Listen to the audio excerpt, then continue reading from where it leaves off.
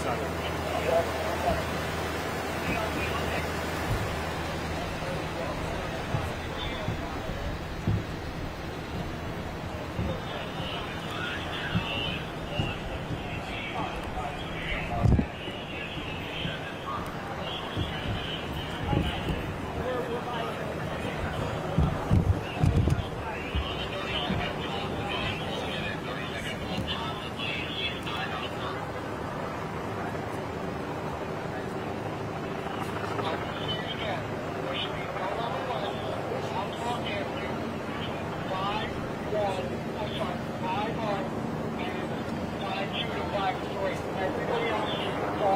guys, we need everybody east the park now. East the park now. Hey guys, you're gonna line of sight for us, all right? You're gonna line of sight. Hey brother, I know you're trying to get your shot. You get your shot over there, all right? Line of sight.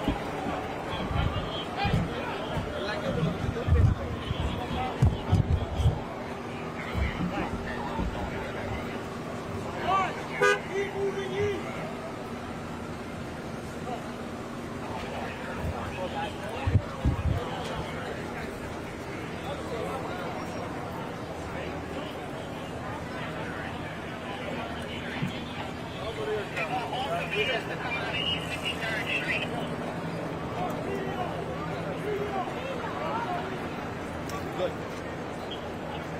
Take right there.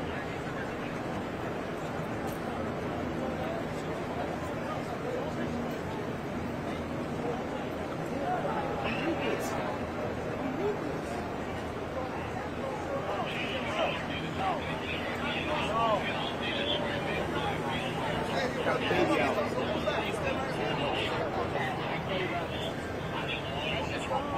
You guys are out of the line of sight like they are.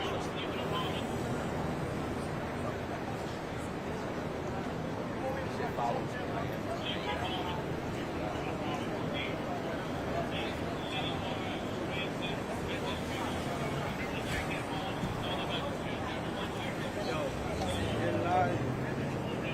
Ah, look at me. Hold on, y'all. Hey, let's shake that.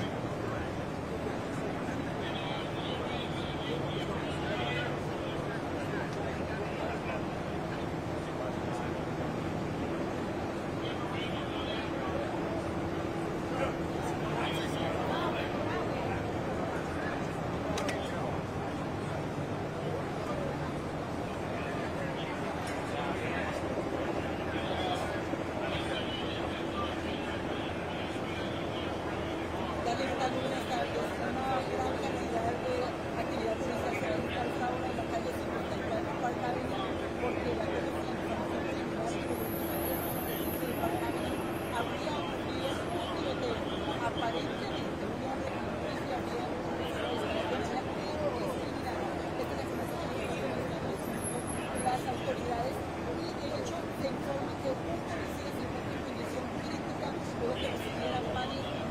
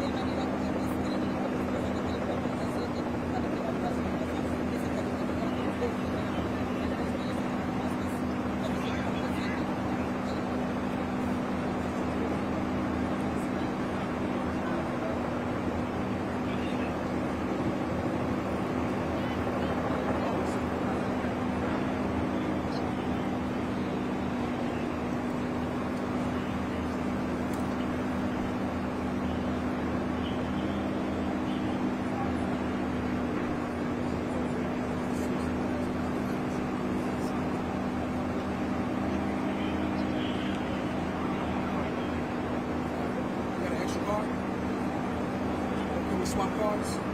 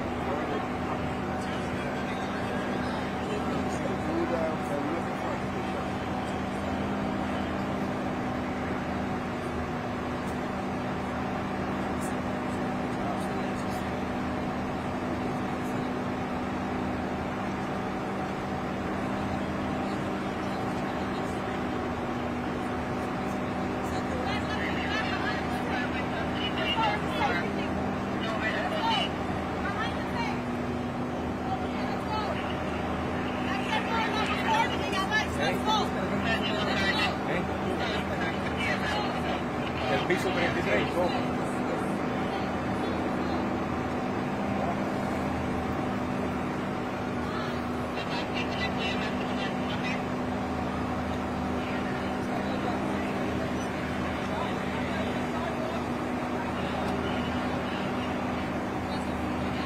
Everybody's out of the street now. On the sidewalk.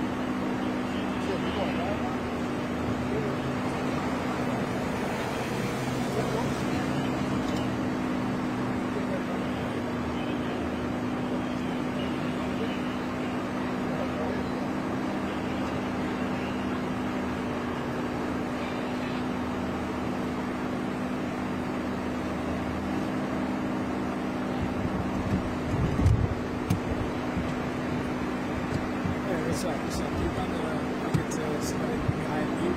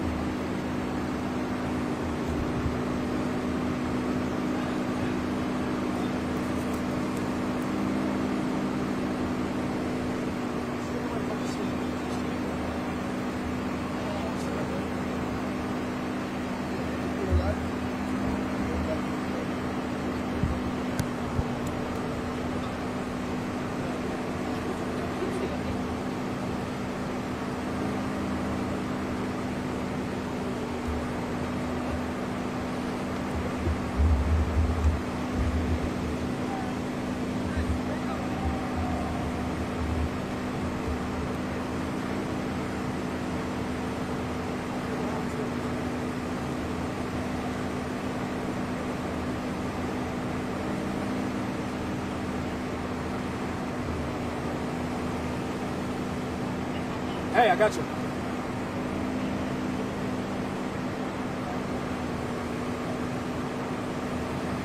No, Lenny has it. I have an interview right here. We're inside.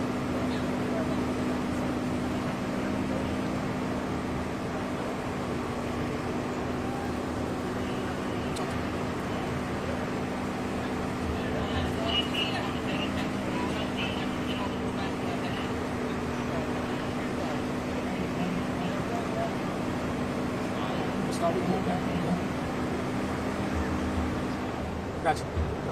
You start with him? All right, they're coming to us.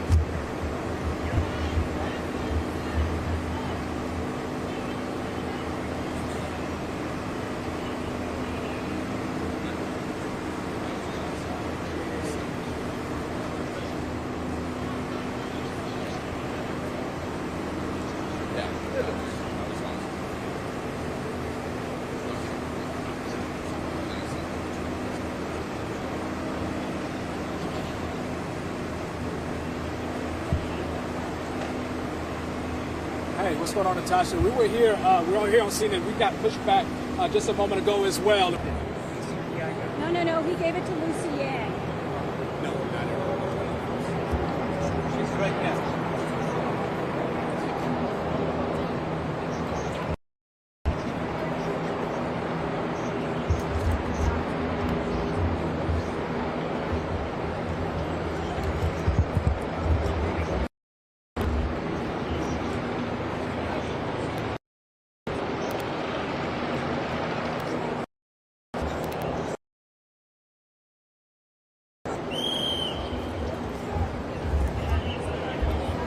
Okay, so just a heads up now, we are on 50th and Lexington, which is where they're pushing everybody back to.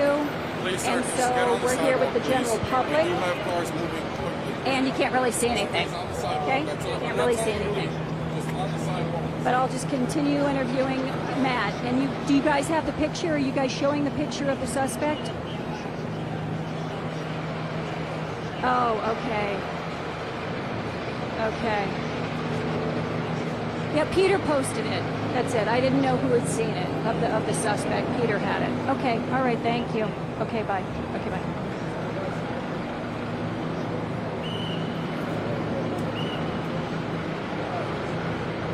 We're still hot. We're still hot. Yep.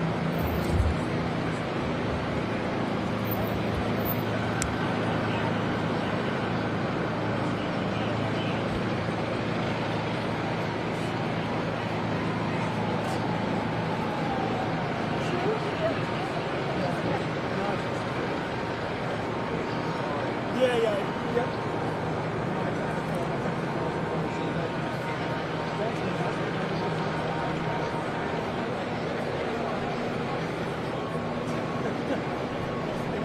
How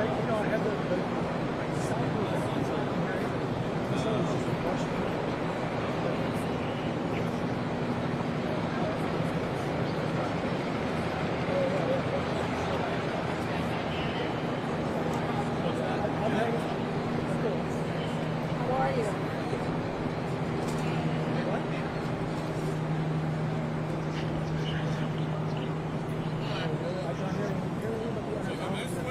The bells in the building. I was just about to tell you that. That's Blackstone.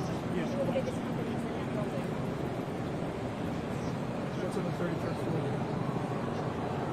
Yep.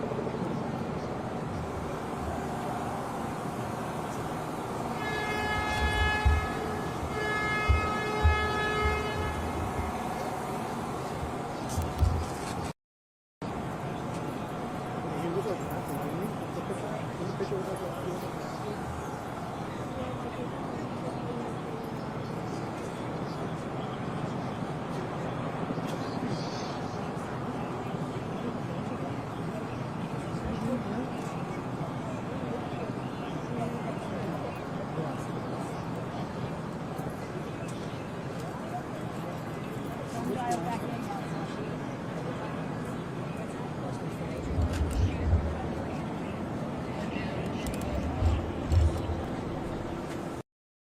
New batteries just in case.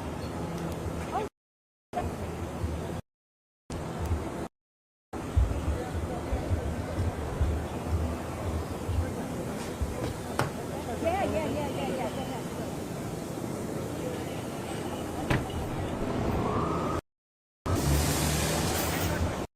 Go ahead.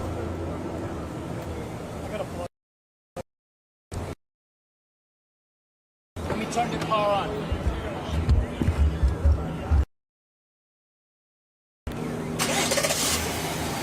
I got a table right there.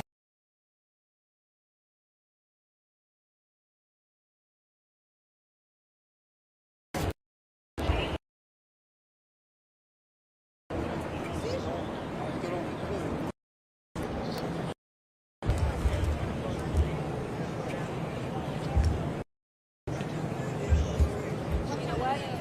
You got to turn your phone down because I can hear it when I'm live.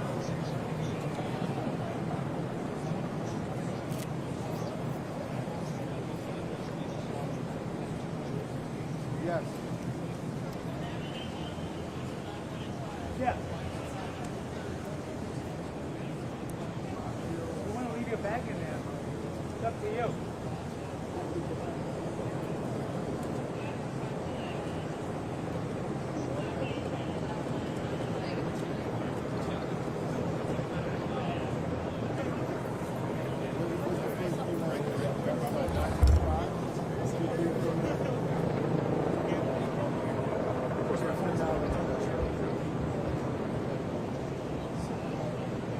I'm always gonna have a battery.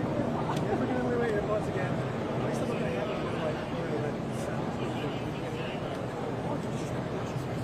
And I can see it in some people's eyes.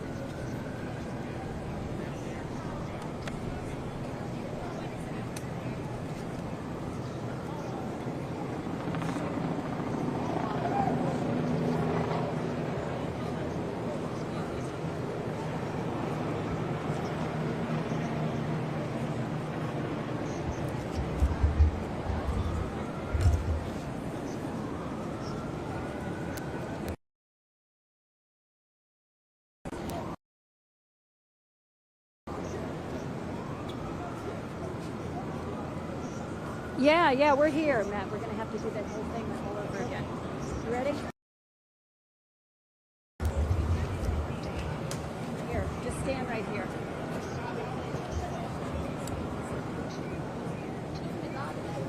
Just pivot this way, so Yeah. That's your profile?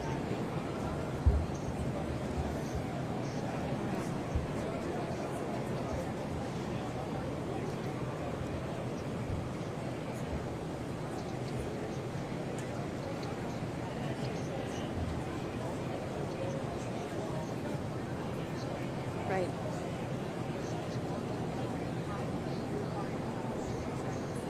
That's right. He actually shot some of the video that you guys have probably been showing on the air and also streaming. We are located right now. We're at Lexington and 50th, where this happened, and they pushed us back. Where this happened is one block that way, 51st, and about halfway up the block, and it was one of the side entrances to the building. Now, Matt, who works with us, we've worked with each other for more than 20 years, he was on his way home from work, and so, Matt, I want you to describe, because not many people got to see what you got to see. Talk to me about it. Yeah. I was walking home, going to Grand Central, take the train home, and about 6:20, and all of a sudden I had headphones on, and all of a sudden just a rush of people were running past me, and more so than just a couple of people. So I took my headphones off, and somebody said gunshots, shooting, and I turned back and I saw some people. It quieted down for a second, and some people were walking back towards 51st Street. So I started walking back to check it out. I saw officers with their guns drawn. I immediately called Fox 5 and talked to our news director and said there's something going on. And then I just got my phone out and I started shooting video of just the officers around the Bank of America building, about to go in, just hiding behind trees and the planters that were there. And then they ended up going into the side entrance, and then a few minutes later, people started coming out. People that looked like they worked in the building running out, and then 4 officers came out, and they were carrying what looked like to me another officer that looked injured. They were carrying him by arms and legs, and carrying him to an ambulance or to another police car. They were running, basically, with him. Yeah, and it went on for a while because the police had their guns drawn for a long time, and they kept. Nobody knew what to do, so people were just still milling about 51st Street. I did hear a few gunshots, and then officers started flooding the area and then pushing people back, and that's where we are right now. Is more than ambulance and officers just started coming into the area. Now, you and I have seen, because one of our colleagues was able to get a picture of the suspect. There's 2 pictures of him, and he looks like a guy, it looks like he's about late 30s, early 40s. He's wearing dark sunglasses. He's got black curly hair. He looks to be like he's dressed like a hip guy, and he's wearing a blazer, a collared shirt that's either white or light blue, jeans and sneakers, and he is carrying what has been told to us is an AR-15. Carrying it like this. Now, I don't know if you can see, And now an AR-15 would go from like here on me up to about here. In broad daylight, walking down Park Avenue and going through an esplanade that is normally a very busy area at that time of night because people are on their way home from work. And you're in Midtown, lots of financial industries here along Park Avenue. Walking with purpose, and you can see the intenseness on his face. He was on his way to do something, and you get the same feel looking at those pictures. I mean, that area was wide open too. So walking with an AR-15 down Park Avenue, you wonder if he got out of a car right there or how far he was walking. It was a big, wide open area, and there's nobody else around him. And you can see from that security photo, it's just him, and it does look like an AR-15 rifle. And when I was taking videos, I talked to one eyewitness that said that he spoke to a woman that was sitting right there. She saw somebody walk in with an AR-15, and she heard automatic fire. And that's what she told this gentleman who told me. Okay, now the building that we're talking about, again, is right around the block from where we are. Two of the primary businesses that are in that building, the NFL, which it was reported that they told their employees to shelter in place when all of this was happening, and also Blackstone, a financial company. Again, this is along Park Avenue here in Midtown. Lots of financial companies here. They're not just down on Wall Street. They are here as well. Nobody knows at this point who this person is, who the suspect is, but it is being reported that he killed himself on the 33rd floor. So he went in to do something. We don't know what floor that he did that on, but we are hearing that the moment that he entered the building that he started firing. That's what we are hearing. But again, so much of this information, this is breaking news, this just started happening around 10 after 6 tonight, so this information can change as the night progresses. What we do know is that there is a suspect, he has killed himself, and multiple people were shot. Now I just want to take a look here real quickly at what they were saying here with the Associated Press. Associated Press reporting at least 2 people. The AP is reporting at least 2 people, including a New York City police officer, have been shot in a Manhattan office building. That a person familiar with the matter tells the Associated Press. We don't know the conditions of any of these people at this particular time. But you come and go, this is your route that you take every day to work. Yeah. So you're not really thinking, you got your earphones on, like so many people today, even on the subway, really not paying attention. Because it's just how we live our lives now. And then this happened. So, tell me more about how you're feeling about I'll tell you, I won't wear the headphones where it kind of muffles the sound ever again, because you have to be alert when you're walking down the street, because you just don't know what's going to happen. And thank goodness I saw a rush of people, because who knows what could have happened if I was left work a little bit later and I was right there when the gunman was walking by. It seems that I was lucky enough that I walked past the area before the gunman came past me, so it's just luck on my part, but certainly with the headphones on I wouldn't have known what was happening. All right, Matt, thanks so much. I appreciate it. Okay, Natasha, back to you.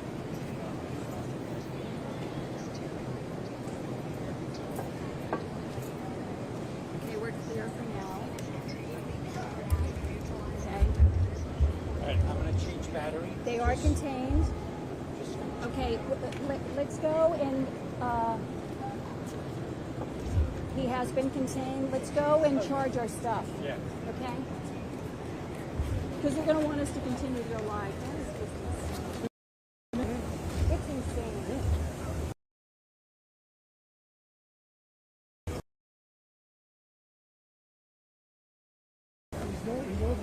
Yes. That's why it makes me think it's a disgruntled worker. And he's dressed well. He's not dressed like a schlep. With sneakers, Yeah. Oh. Hey.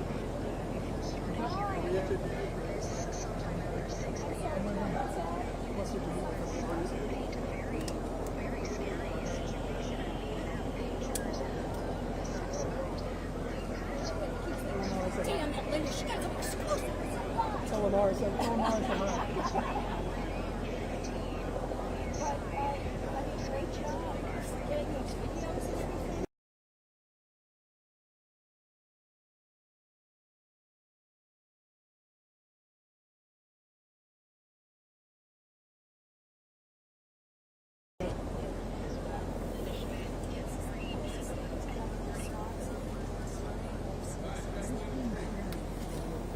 Hey, Steve, it's Gus. I'm changing batteries, my camera.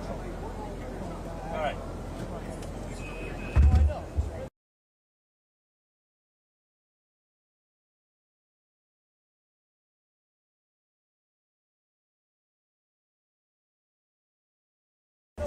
All right, it's back in. Thank you, brother. So they were getting arrested down here on Lex.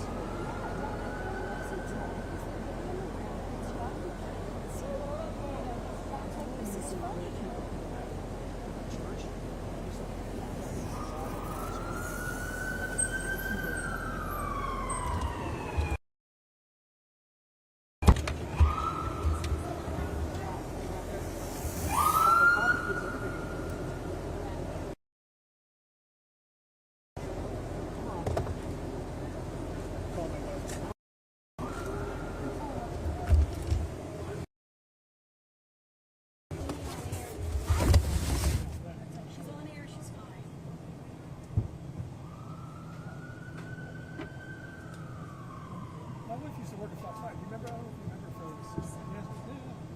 Yes, she was so nice. Yeah, she's back. She's at NBC Nightly. She's doing promos for the Today Show and Nightly News. Full.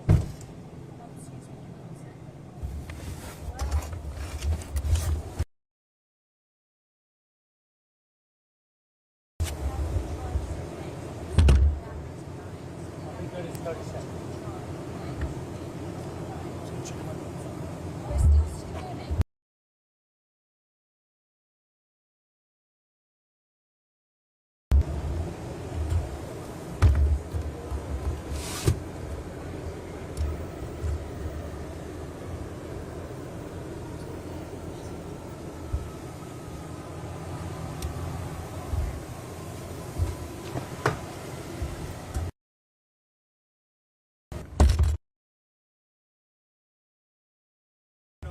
Oh, much sooner.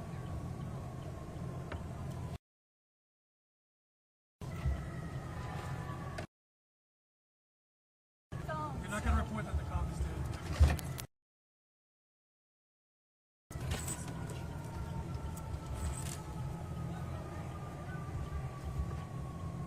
You need to charge your phone, Linda?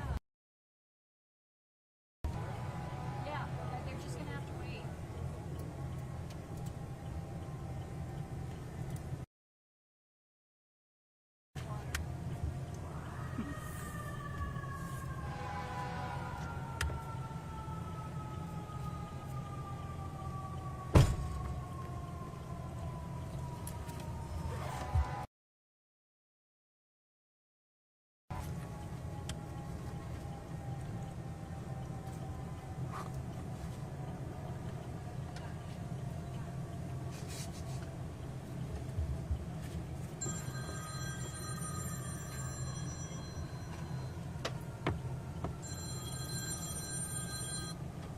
Hello.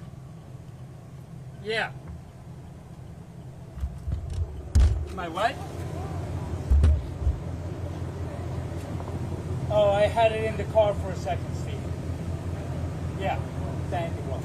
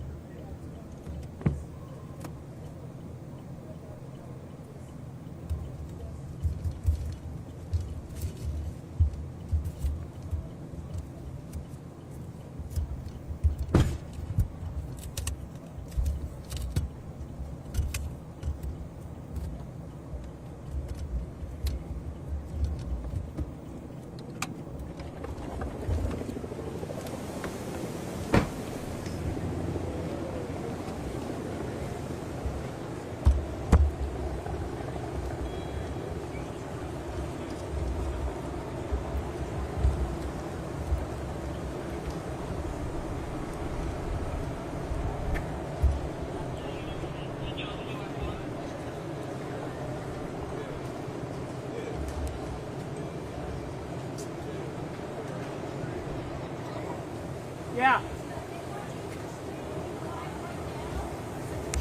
Okay.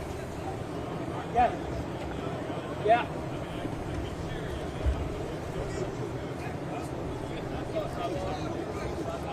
Yes, I mean, I was crossing over. Yeah, so I'll let you know I'm trying to come down. I'm out here with some of the guys.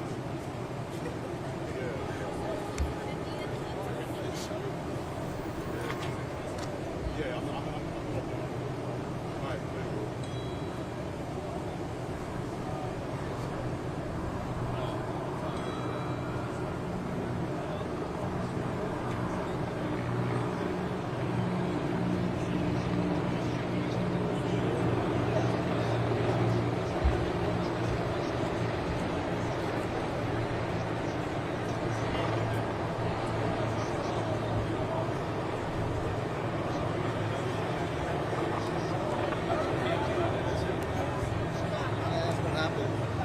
Active shooter earlier today in the building.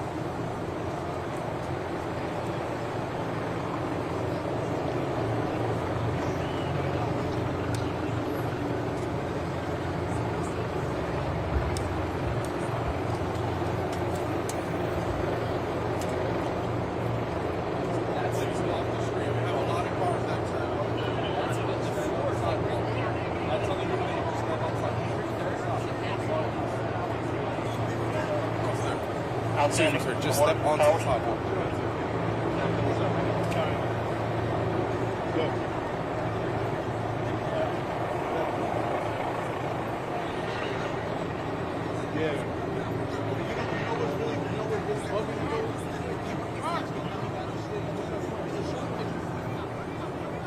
How you stop it? What? The rest of us are unarmed, so how do you engage with him? And you running for your life, so he gonna go where he wanna go. You know what I'm saying? And we still On the sidewalk, please. Still trying to figure out, you know, challenge, and then obviously.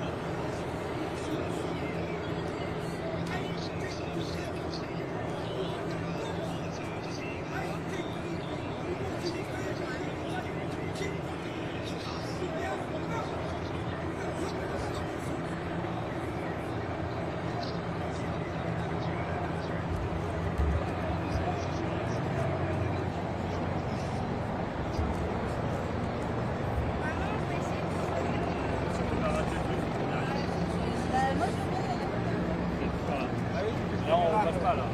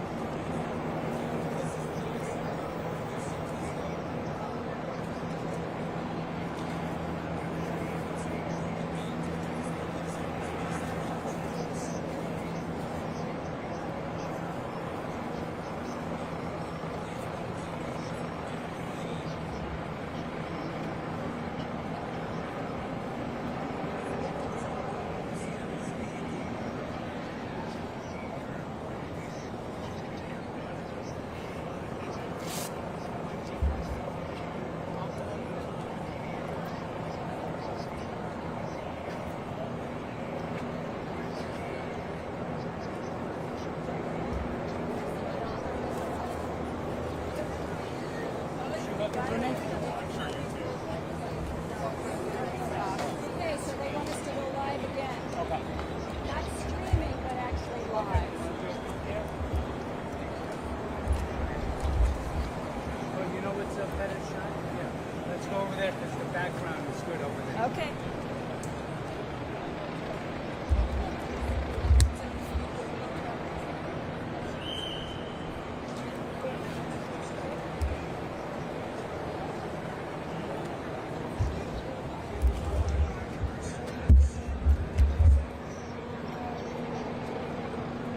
You guys like the car? Yes. Yes.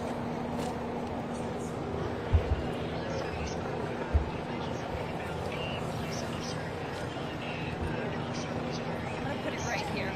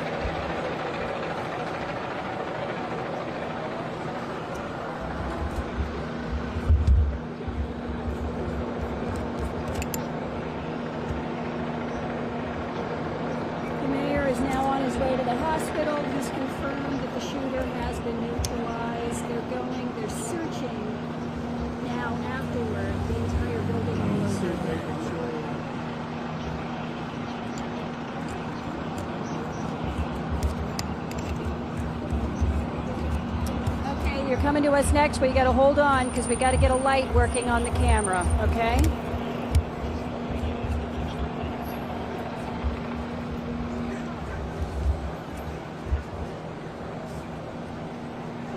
So Gus, I might have you just like come here because nobody's driving here.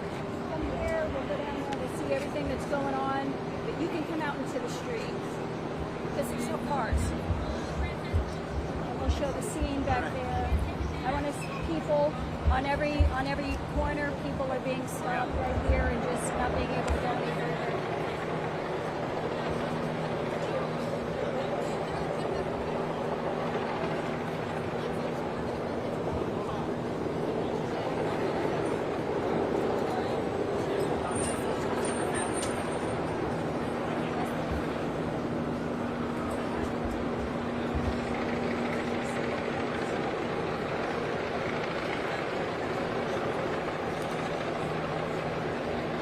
You might be slipping on a cot at the station.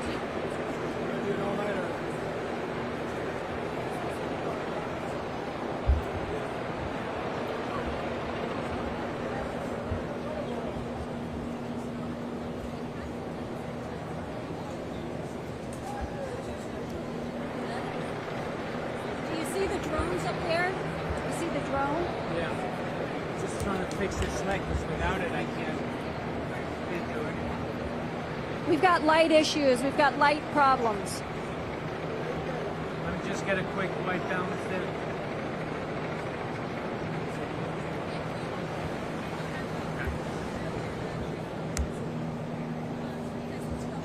Oh, I'm sorry. I'm sorry. It's all right.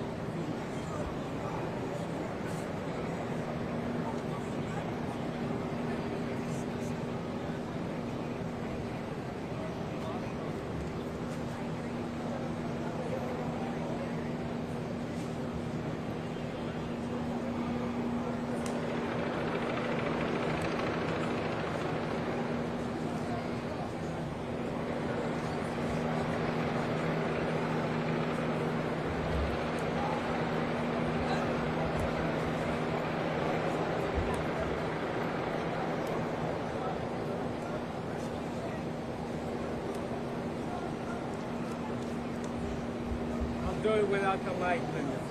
Okay. Oh, okay.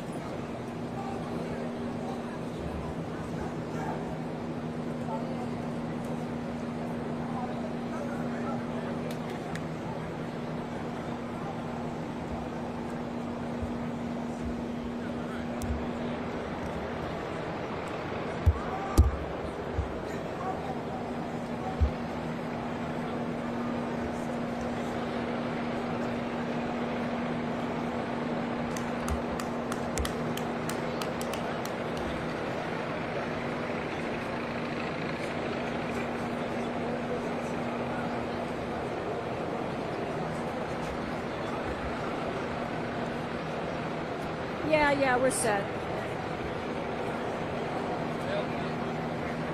I'm going to bring you in right away because they're talking about the BMW, that their car is right there. So Okay. you were saying. Yeah.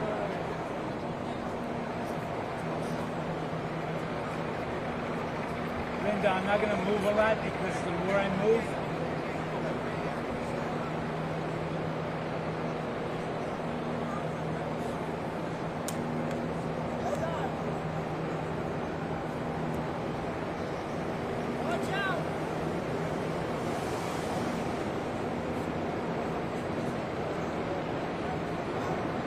Lexington seems to be closed off from like 50th to like 52nd. It's probably further, yeah.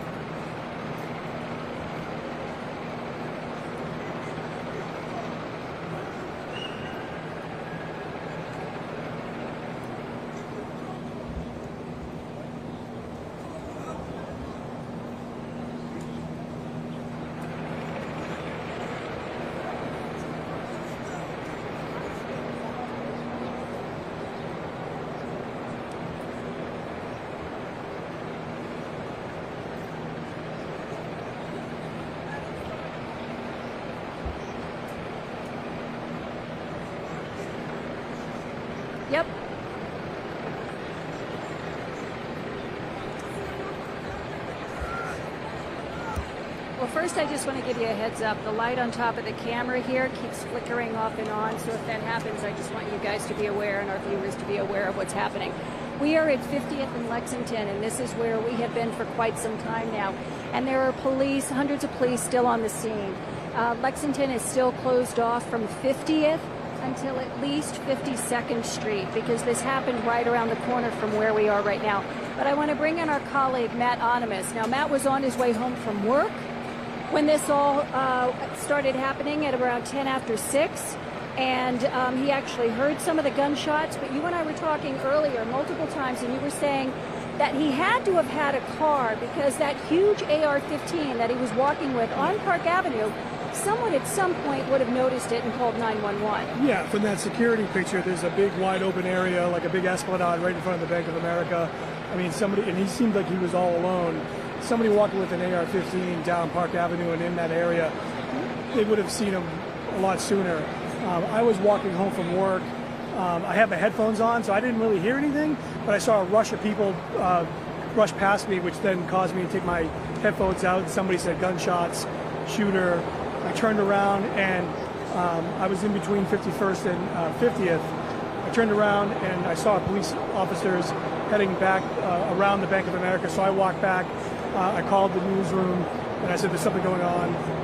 And I started with my phone just recording, seeing what I could see, and I saw officers with their guns drawn on the side entrance, not at Bank of America on Park Avenue, but right on 51st. Yeah, and they were, behind planters, behind the building, and then they went in. A few minutes later, people who looked like they worked in the building came running out in a panic. They looked distressed. And then shortly after that, 4 officers came out, and they were carrying what looked like to me another officer who looked injured. They were carrying by the arms and the legs across the Esplanade and onto Park Avenue, either to our cop car or ambulance.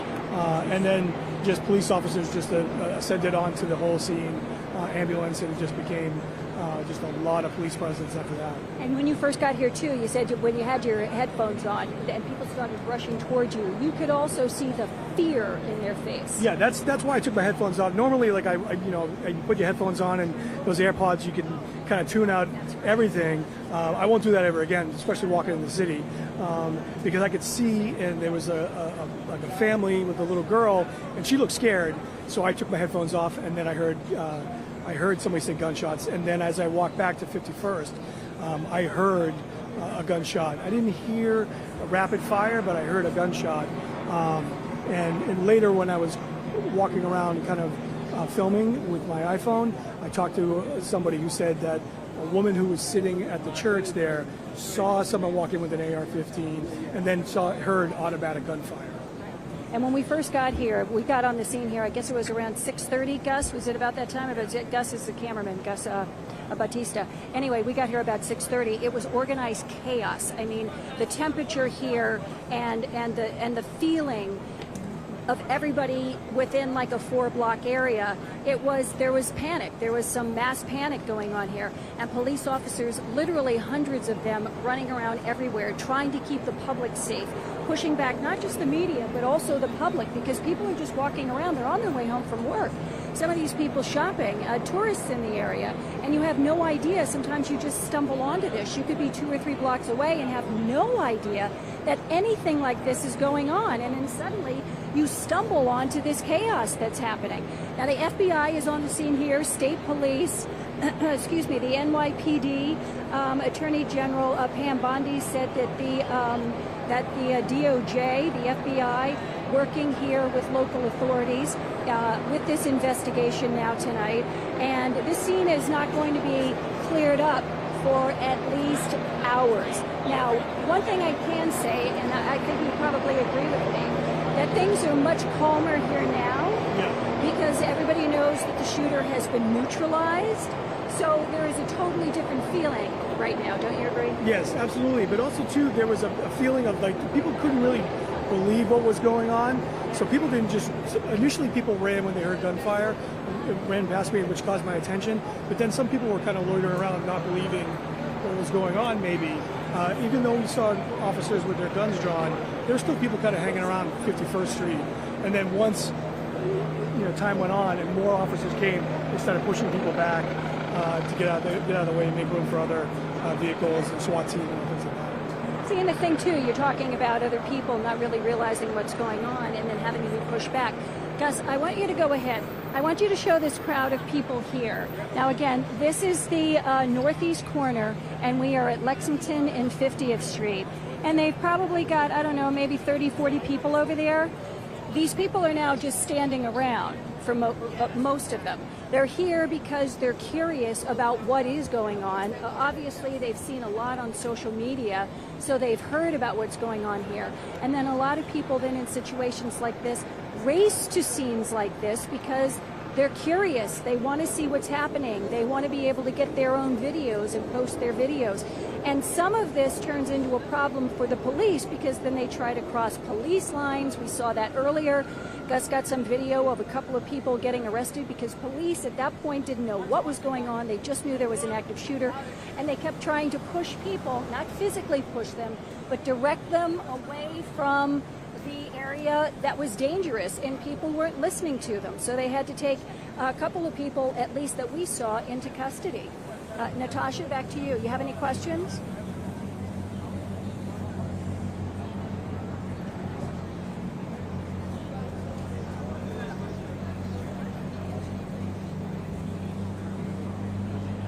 Yeah.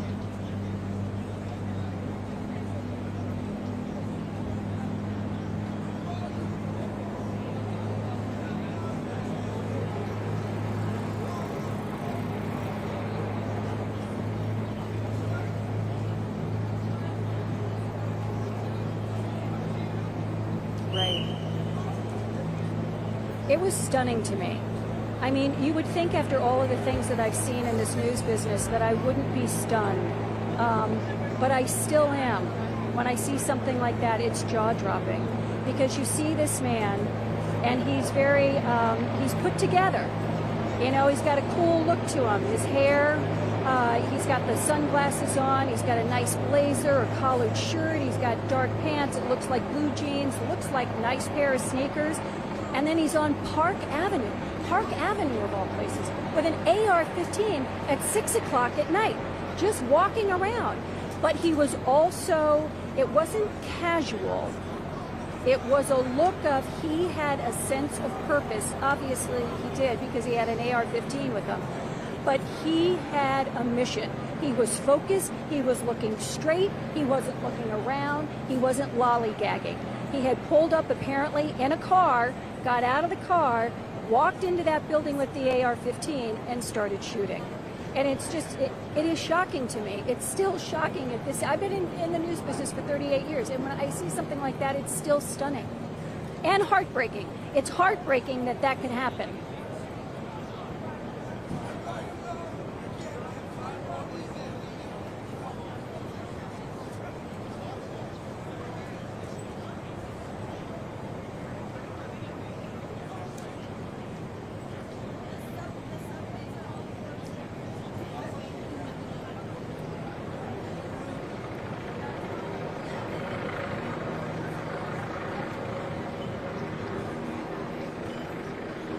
Okay, I'm going to hand this to you just for the moment.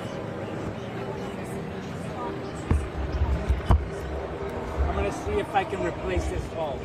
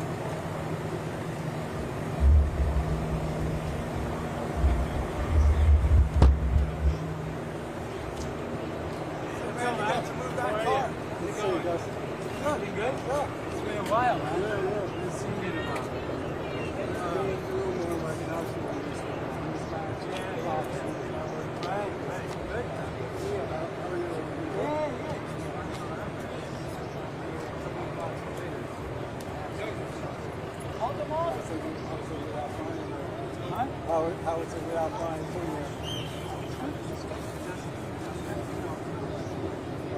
Because I don't know. Yeah, that's cool. Yeah, man. Good seeing you, bro. Yeah.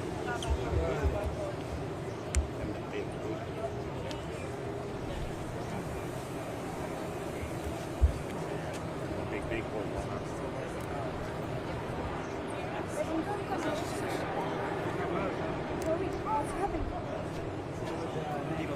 I see.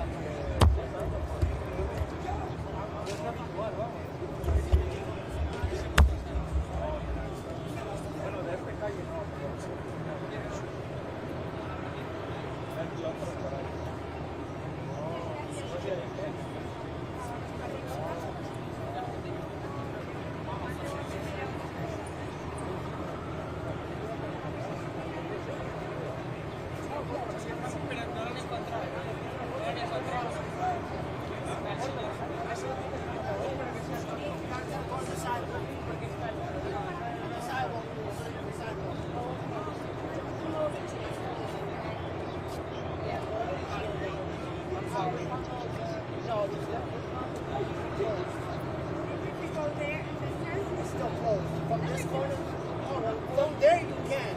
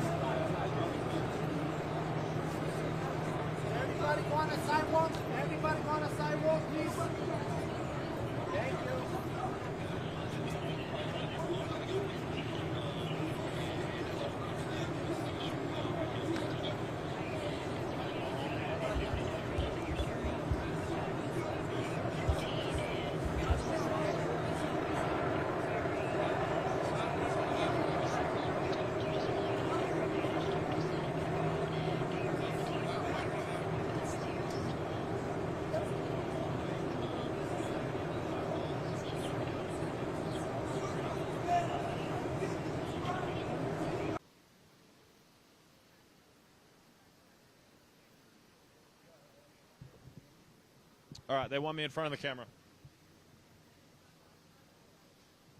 Got it. 9-minute drive. What? 9-minute drive. Okay. 30-minute walk. Which way is it? Got it. Okay. Thank you. The Upper East Side. All right, so we got one police officer dead, another one shot, and then the rest are civilians. We don't know exactly how many. We're expecting an update. Yep.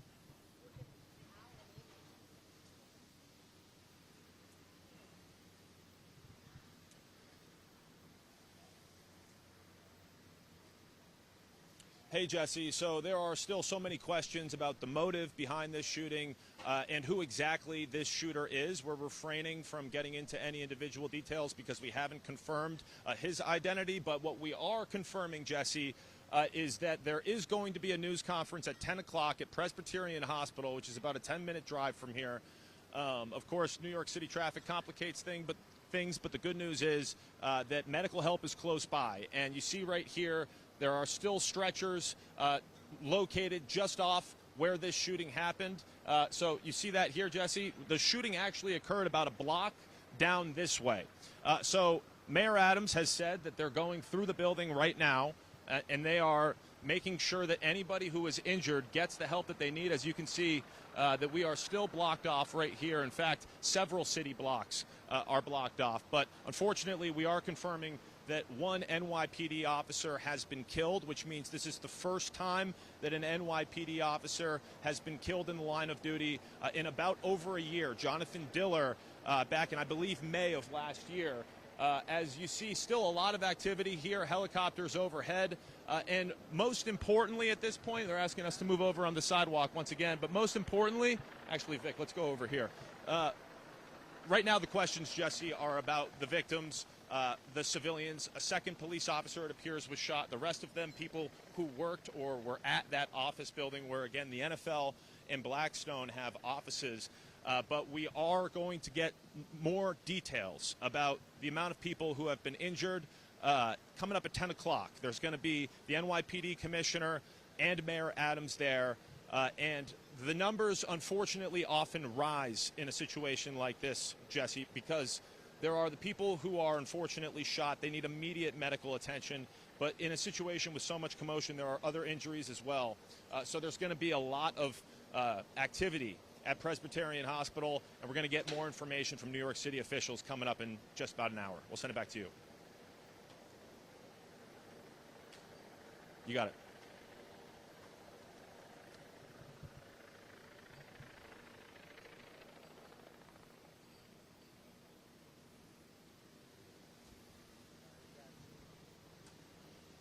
Okay, control 9. Right on. You going to the hospital? I can dial the bridge because my phone is it's okay, don't worry about it. You can stand here. Let's do a different view. Let's do a different view. Okay.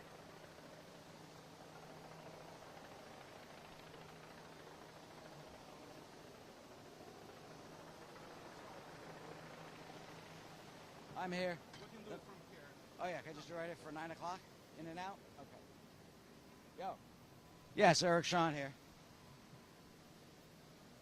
You guys all right? Hey, Marcus. Marcus. Marcus? Yeah, Marcus. I know Marcus. I've seen him on TV.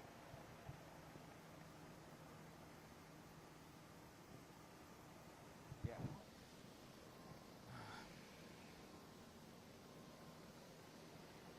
Hey, how are you?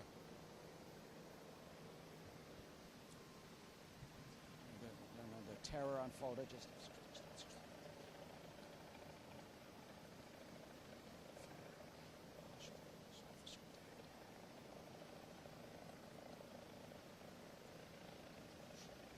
I'm gonna try to like this. No, I'd rather be away from you.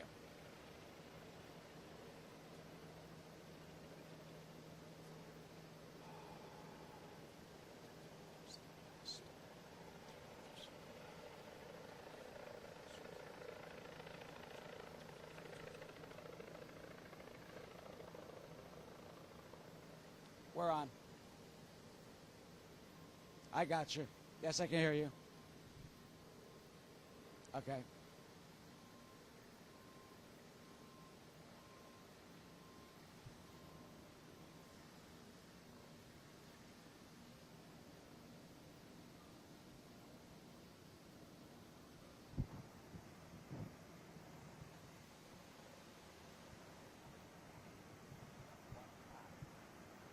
Don't call him a cop, I'm a police officer.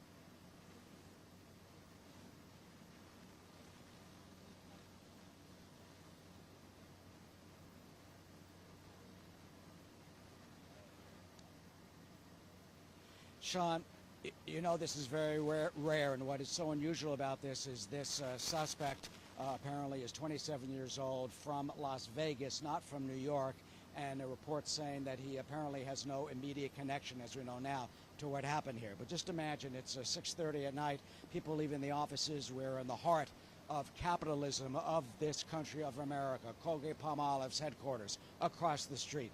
The giant Blackstone, Stephen Schwartzman hedge fund, asset management company, billions of dollars under its control in that building. The National Football League headquarters in that building. This is the beating heart and soul of corporate America, and this gunman invaded it earlier this afternoon, apparently shooting and killing 4 other people, and a high-level police official told me that that number is expected to rise. Well, that happened at 6:30.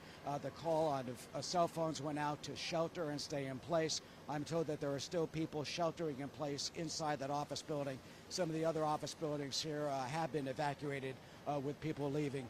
You have to wonder what the motive is if there is no connection. If this suspect drove in his car, which was searched, as we understand, all the way from Las Vegas to somehow and for some reason target this building. This especially in light of all the political controversy over capitalism in our country, but it is too early to speculate what the motive is. In my memory, the last such shooting here in New York City occurred in 1997 when a 69-year-old Palestinian man opened fire in the Empire State Building observation deck, killing 1 person. That at first was denied as a political shooting, but then it was confirmed that that was a Palestinian activist shooting for political purposes. But right now, of course, it is too early to try and determine what the motive for this shooting is that apparently has taken the lives of 4 civilians, a brave New York City police officer who was working private security in the desk lobby, and the gunman who shot himself. So we certainly will learn a lot more as the days unfold. But right now, as you can see, Midtown Manhattan, this area just blocks from the Rockefeller Center and St. Patrick's Cathedral, still locked down, shut down as police secure that building. I've been told it has been secured. A lot of frayed nerves as terror comes to the heart of the Big Apple this evening. And the motive, people wondering, what was this gunman after and why did he do it? A news conference coming up within the hour, Sean.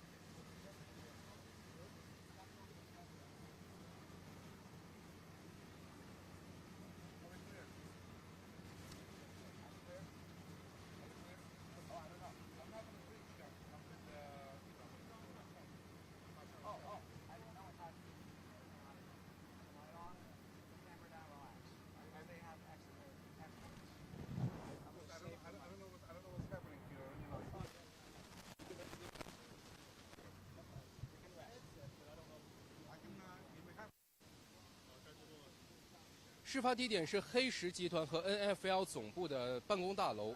枪手进入大楼。事发地点是黑石集团和 NFL 总部所在的办公大楼。枪手进入大楼以后呢，向群众开枪，造成了至少1名警员在内的6人死亡。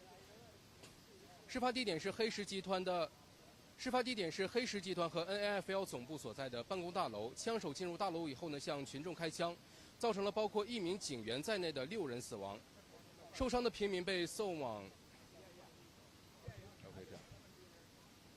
而现在现场周围已经停满了警车，这座大楼坐落在曼哈顿的繁荣地带，距离中央车站和洛克菲勒中心只有几个街区的。而现在现场的周围仍然停满了警车，这座大楼坐落在曼哈顿繁荣地带，距离中央车站和洛克菲勒中心只有几个街区的距离。大楼目前处于封锁状态，租户被告知要就地避难。剩下也都可以找画面配音了。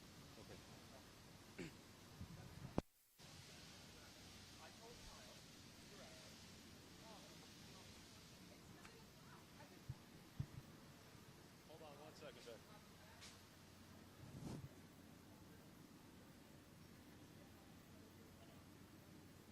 Hey, it's Nate Foy. Can you hook me up to Fox News Channel? They're wanting me for Hannity.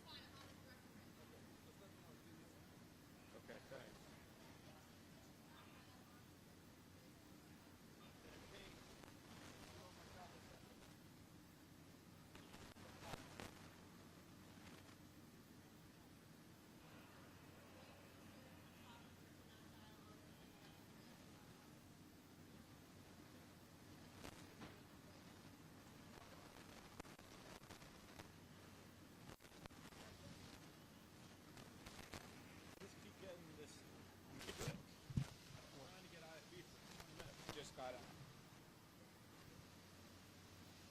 What? Oh, hold on. Now it just went quiet. Now I don't hear anything.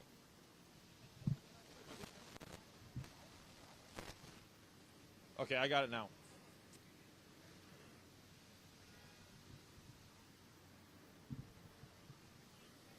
I can hear the show, yep.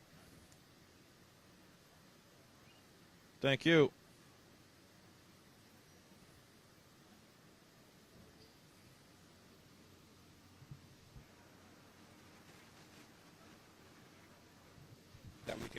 exit the building safely. I'm here every month. I'm from the Bay Area, but it was, yeah, it's wild for sure. Yeah. Yeah, no problem.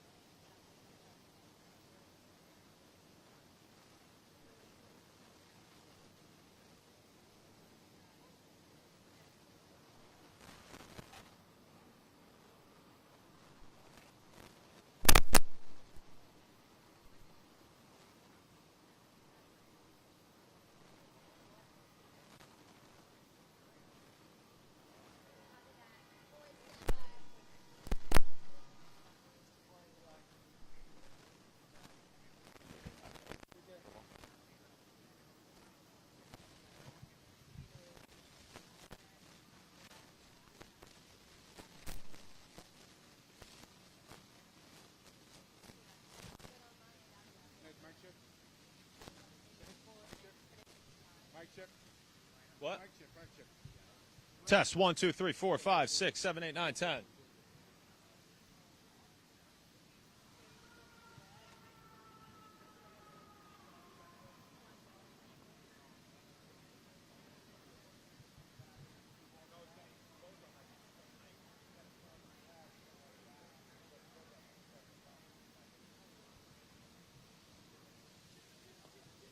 Got it.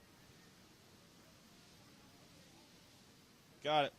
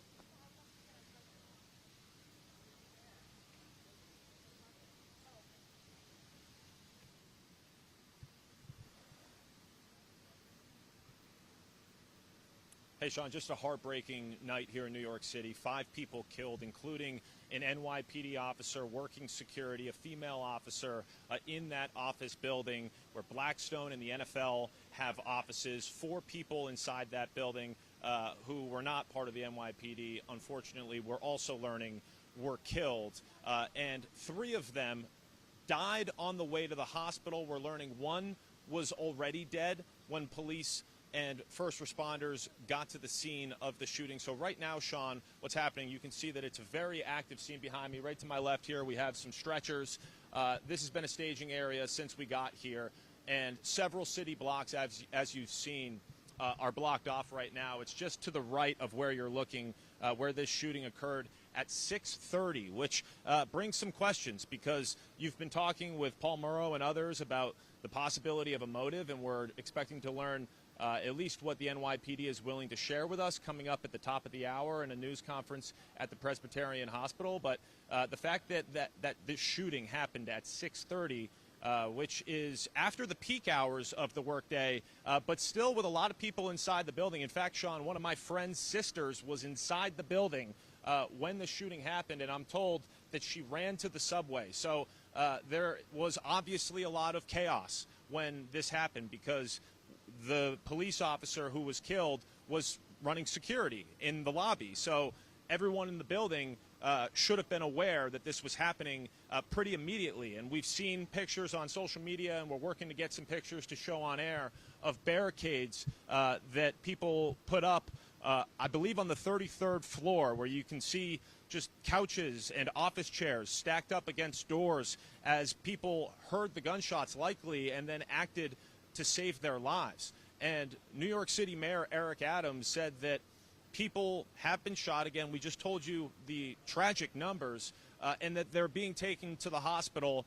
And right now, the priority is getting the medical attention that anybody needs as quickly as possible, while simultaneously, this is an active crime scene, and preserving all evidence, as Paul had mentioned, looking into who they believe this shooter to be's background and what could have possibly motivated this shooting. But everybody here on the streets very concerned about the people, of course, whose lives were taken, and we pray for their families, and we hope that the number doesn't increase, because unfortunately, as you know, Sean, very often that is what happens in situations like this. The numbers develop, and we're going to keep digging into our sources and try to get you that newest information, and you can expect at the top of the hour that we'll get a lot more from the NYPD, with the commissioner being there along with the mayor, and hopefully we get an update on the people who were injured in this shooting, who hopefully are recovering. We'll send it back to you.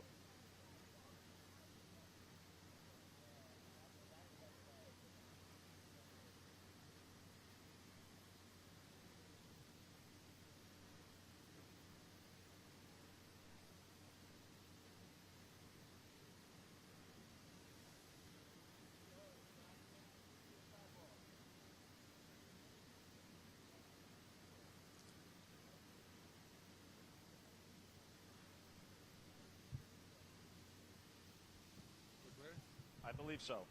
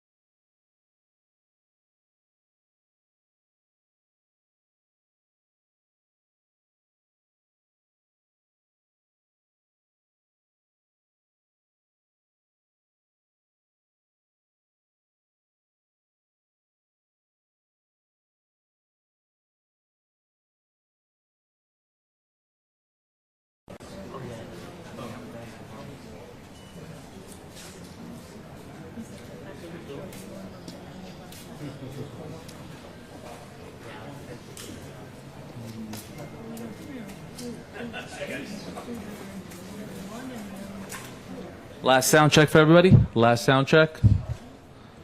Everybody good? Sound check good? Sound check good? Yes? Yes? Yes? Yes? Yes? Yes? Okay.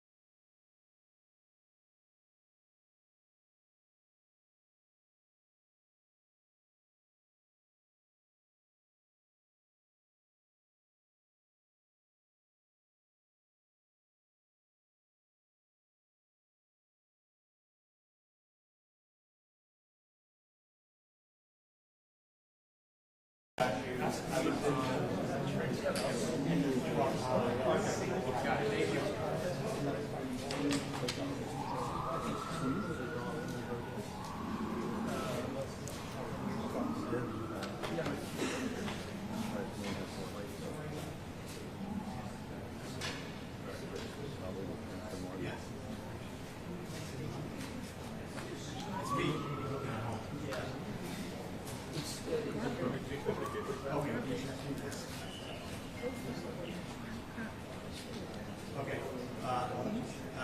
NYPD. Yes. Good.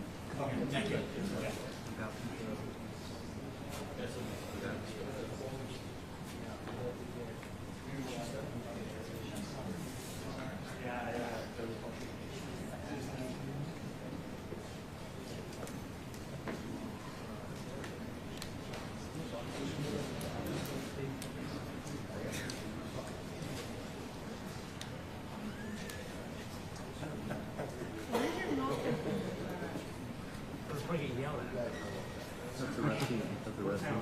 That's arresting photography.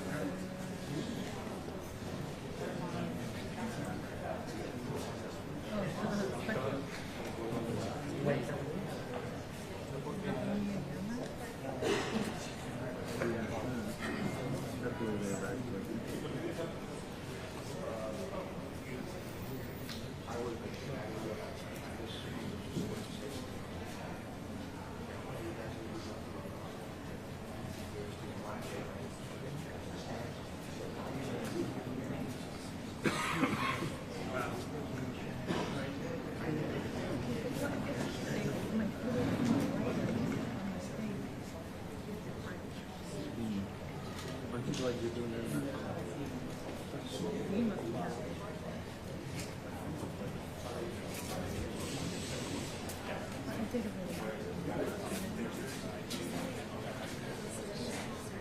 Anyone walked in that I didn't grab your name yet? Gotcha.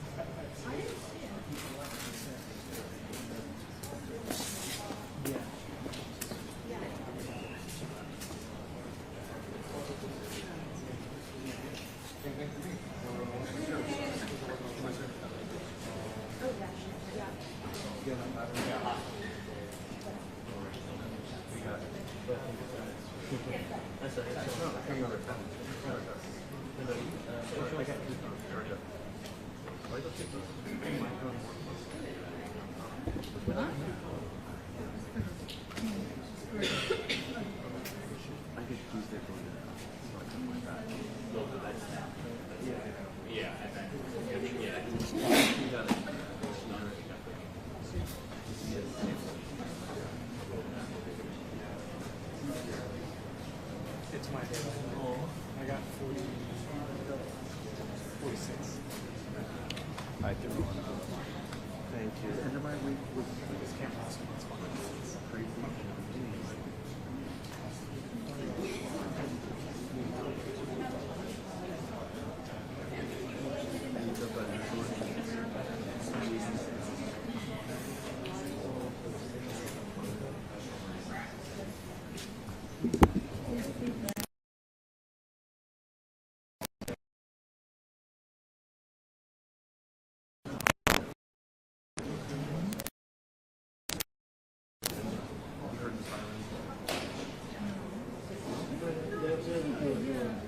Even my neighborhood has a lot of sirens. Suddenly, a lot of people are going somewhere.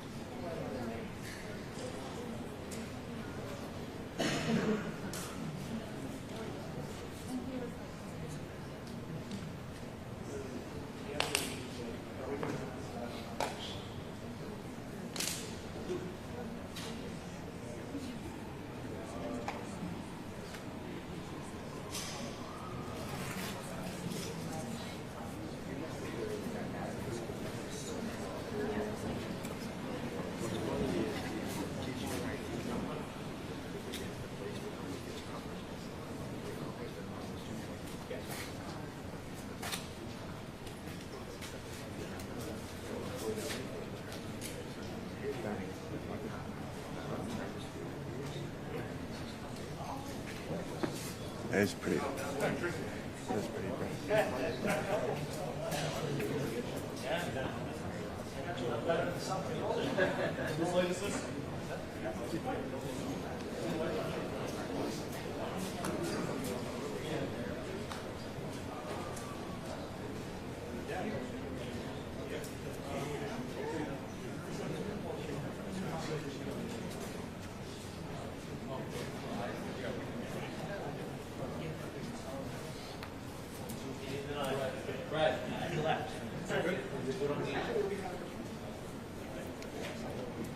It is kind of bright. Can you dim it down just a little bit more?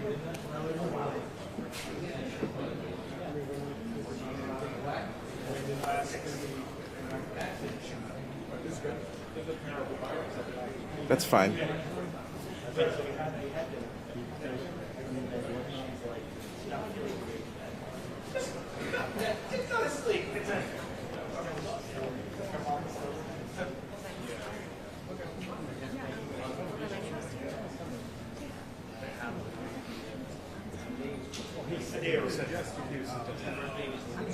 Sorry, I'm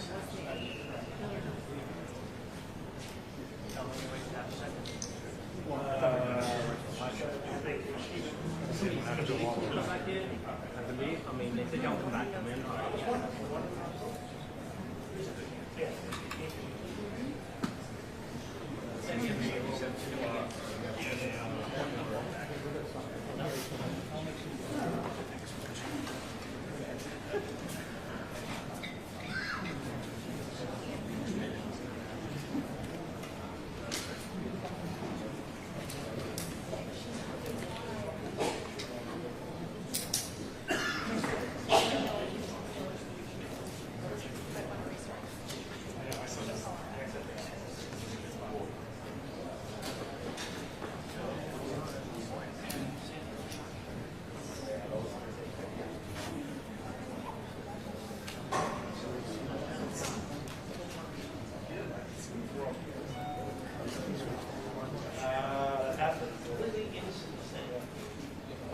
This guy had multiple goals. He had driver's license. And it was okay.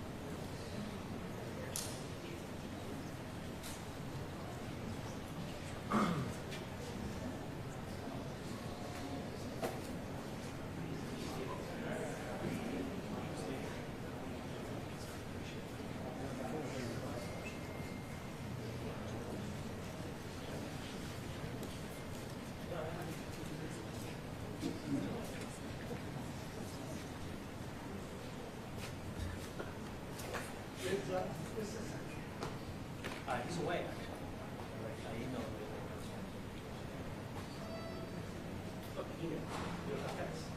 He sent me an email, so I wrote back.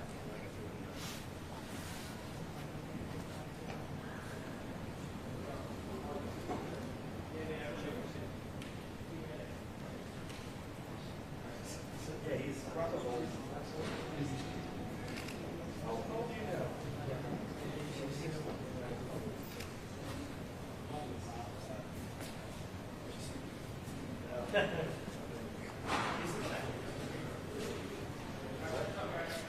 Heads up, guys.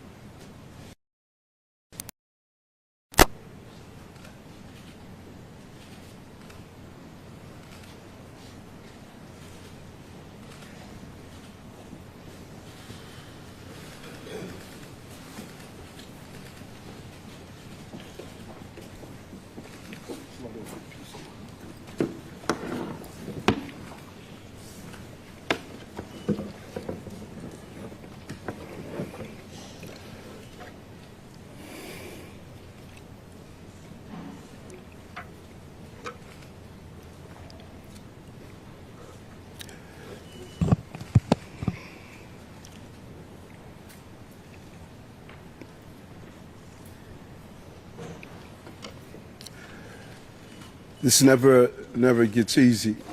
I always go back to the beginning of my role as mayor in Harlem Hospital, where Officer Mora and Rivera were assassinated. I remember watching their family members enter the hospital and a loud yell of, "No, God, please tell me it's not true." And I thought about that today when the notification came over from the police commissioner that we had a number of shots fired and we're still unraveling what took place. And our hearts are heavy. 5 innocent people shot tonight. We lost 4 souls to another senseless act of gun violence, including a member of the New York City Police Department, Officer Islam. He served in the 47th Precinct. He was just 36 years old and a 3.5-year veteran of the department. He was doing what he does best, and all members of the police department carry out. He was saving lives. He was protecting New Yorkers. He's an immigrant from Bangladesh, and he loved this city. And everyone we spoke with stated he was a person of faith and a person that believed in God and believed in living out the life of a godly person. He embodies what this city is all about. He's a true blue New Yorker, not only in the uniform he wore, but in his spirit and energy of loving this city. And early tonight, I met with the officer's family.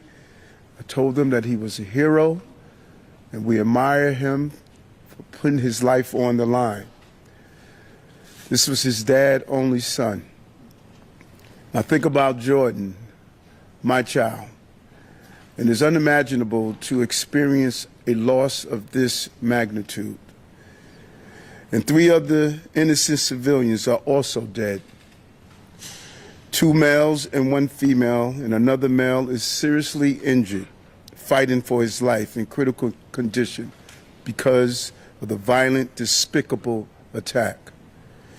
Additionally, the shooter is dead of an apparent self-inflicted gunshot wound. To be clear, 6 total tonight died, 1 including the perpetrator. And I'm sorry, 6 total was shot tonight, 1 including the perpetrator. No words can describe this act of evil, a man who takes the life of others who are innocent. And no words can fill the void that has been left by this tragedy. Our hearts break for the families and friends of the victims. We pray for the swift and safe recovery of the injured. The horrific crime reminds us all how easy it is to gain access to a gun. Gun violence has scarred so many neighbors and ripped apart too many families across this entire country. And we will continue the fight to do all we can to protect our city. But tonight we mourn for those who were killed. And we pray for the families as they go through this painful moment. And as I stated, 5 innocent people were shot. And the perpetrator was shot. We will continue to do what we do as a city, and that's fight to protect innocent New Yorkers. At this time, I'm going to turn it over to the Police Commissioner of the City of New York, Commissioner Tisch. Thank you, sir. The information that I'm about to provide is preliminary and subject to change. At 6:28 p.m., the 911 call center started receiving multiple 911 calls for an active shooter inside of 345 Park Avenue at 52nd Street in Manhattan. What happened next is under an active investigation, and details are still coming in, but here's what we know so far. Surveillance video shows a male exit a double-parked black BMW on Park Avenue between 51st and 52nd Streets, carrying an M4 rifle in his right hand. He walks towards the building's entrance. That individual was seen exiting the BMW alone. The building's security camera footage shows the shooter enter the lobby, turn right, and immediately open fire on an NYPD officer. He then shoots a woman who took cover behind a pillar and proceeds through the lobby, spraying it with gunfire. He makes his way to the elevator bank, where he shoots a security guard who was taking cover behind the security desk. One additional male is shot in the lobby, per his own statement from the hospital. The shooter then calls the elevator, which opens in the lobby. A female exits that elevator, and he allows her to walk past him unharmed.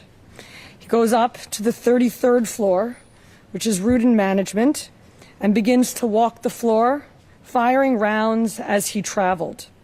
One person was struck and killed on that floor. He then proceeds down a hallway and shoots himself in the chest. In total, we have 5 victims shot, our officer and 4 other innocent civilians, plus the shooter. The shooter is believed to be Shane Tamura, a 27-year-old male with a Las Vegas address. The vehicle he exited is registered in Nevada to Mr. Tamura. Inside of that vehicle, officers found a rifle case with rounds, a loaded revolver, ammunition, and magazines, a backpack, and medication prescribed to Mr. Tamura. The vehicle was searched by our bomb squad and found to be clear of any explosives. The initial investigation shows that Mr. Tamura's vehicle traveled cross-country through Colorado on July 26th, then Nebraska and Iowa on July 27th, and then in Columbia, New Jersey as recently as 4:24 p.m. today. The vehicle entered New York City shortly thereafter. According to our law enforcement partners in Las Vegas, Mr. Tamura has a documented mental health history. His motives are still under investigation, and we are working to understand why he targeted this particular location.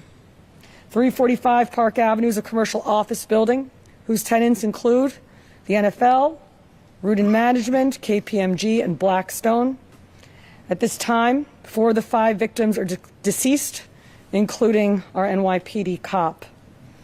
Our officer was transported here to New York Presbyterian along with 1 male civilian, the lone shooting survivor, who is in critical but stable condition at this time. 2 other civilians, 1 male and 1 female, both deceased, were brought to Bellevue.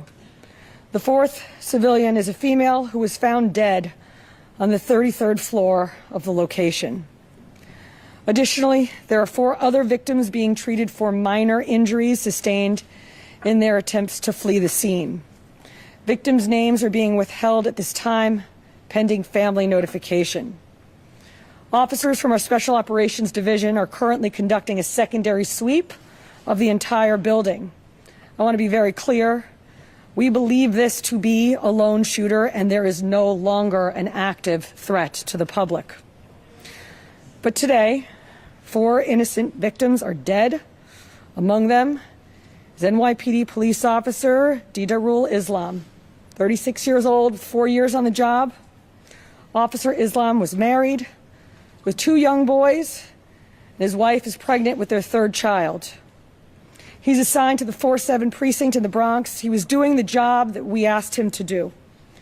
He put himself in harm's way. He made the ultimate sacrifice, shot in cold blood, wearing a uniform that stood for the promise that he made to this city.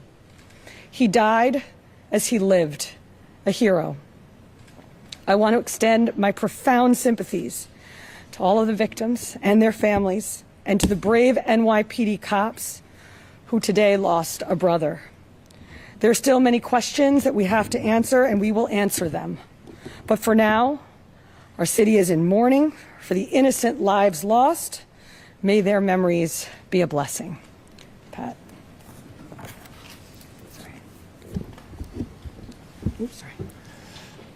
Patrick Hendry, President of the PBA. This is a devastating night for our city, for our police department. Pure evil came to the heart of our city and struck innocent people. And one of our police officers who were protecting those people. We lost 4 people tonight in our hero brother who gave his life for this city. He was a hardworking police officer who was proud, we know, from hearing from his family, to put on that uniform and shield of a New York City police officer every day and went out and did his job.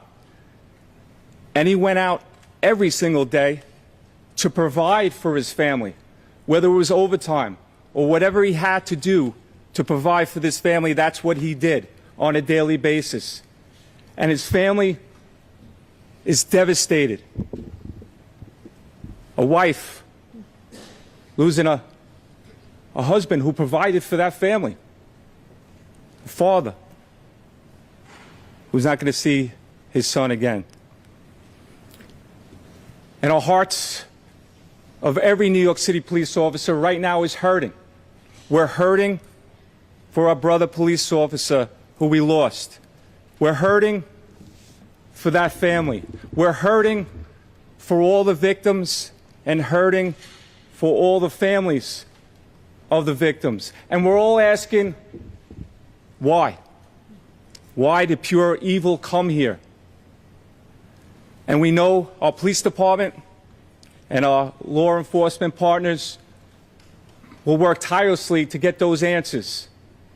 But now our job as police officers is to be there for this family, to support them in any way that we can, to come together as a city, to be there for these families of the victims.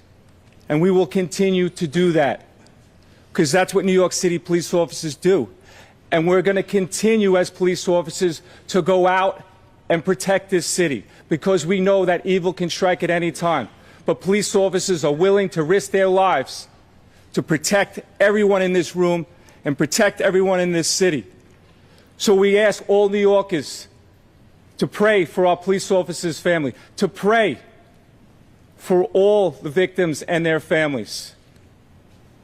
And we need to stand united going forward. We thank you for covering this story.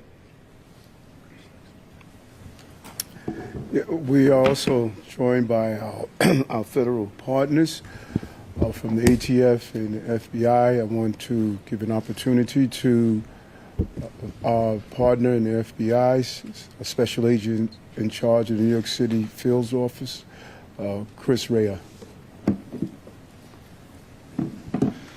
Thank you, Mayor. First off, on behalf of all the men and women of the FBI, I'd like to extend my deepest condolences to the victims of this senseless tragedy. And also personally, I want to extend my condolences to the police commissioner. And just please know, ma'am and Mr. Mayor, that you have the full force of FBI New York and the full force of FBI to get to the bottom of the answers. Upon learning of the incident this evening, FBI agents immediately deployed to the scene to assist our NYPD partners. While this remains an NYPD investigation, the FBI's New York office stands ready to provide any and all resources to assist our partners. Initial checks of our internal systems have not revealed any information about the subject. But when and if more information becomes available, we will share what we can, when we can, with the public. Thank you. Okay, we're going to do some on-topic questions, folks. We'll start with CNN, please. Just a quick question about the police officer. When he was standing in the lobby, did he have a chance to fire his weapon at the shooter, or was he completely ambushed? And also, when the shooter got to the floor, approximately how many people were on that floor, and what were they doing? All of this information is under active investigation. Videos are being reviewed. And as this investigation continues to unfold, we'll be able to answer those questions. But right now, it's an active investigation. Miles Pepper, Commissioner, if he was working the paid detail there. People who might not know what that means. And was he the only officer working that paid detail there? I believe that there were 2 officers in the building working pay detail assignments in different parts of the building. And what is that? People, may say he's on his day off working in the uniform. Paid detail is a program that we have set up at the police department that allows companies to hire officers in uniform to provide extra uniform security.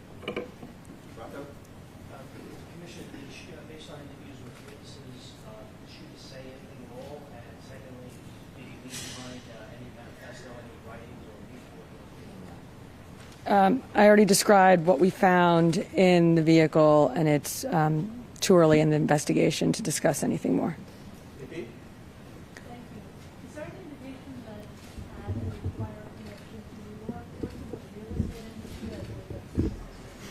As I said, too early in this investigation to tell, but nothing that we have seen preliminarily. Commissioner, can you talk about what the medication was that was found in the vehicle? I cannot. Can you speak about any prior law enforcement contact you may have had? I cannot, other than to say that our partners in Las Vegas made us aware of a mental health history. Yes, Steve? What's your girl?